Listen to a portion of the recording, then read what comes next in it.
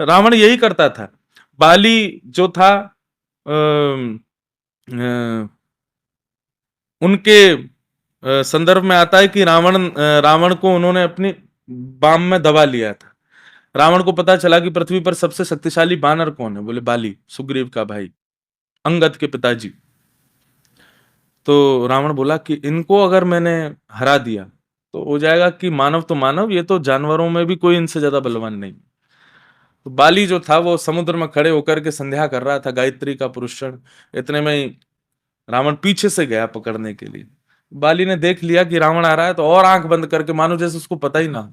जैसे ही रावण आया, रावण के आते ही बाली ने अपनी एक क्षण के अंदर ऐसे भुजा उठाई और रावण को पकड़ करके ऐसे दबा लिया, अपनी बाम में ही दबा लिया और अपनी संध्या करने लगे।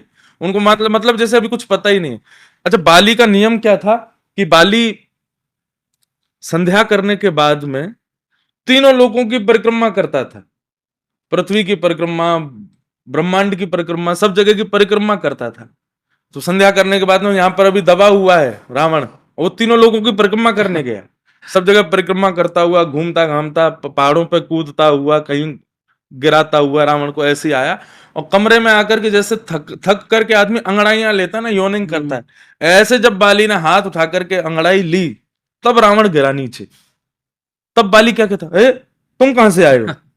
रावण बोला, धन्य है भाई, तुमको ये भी नहीं पता कि मैं इतने दिन से तुम्हारी बाल में दबा हुआ हूं।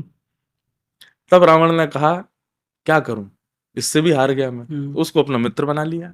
इसीलिए मानस जी में आता है, रामचरितमानस कभी आप पढ़ें या देखें, जब अंगद गया तो रावण कहता, अरे तुम तो मेरे मित्र के पुत्र हो, हैं, किसकी शरण में चले गए हो?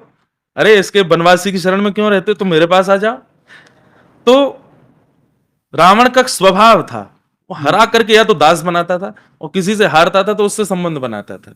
इसलिए महादेव का भक्त था, क्योंकि हार गया था उनकी शक्ति के आगे, उसका बल चल नहीं रहा था, इसलिए बोले ये मेरे गुरु जी हैं।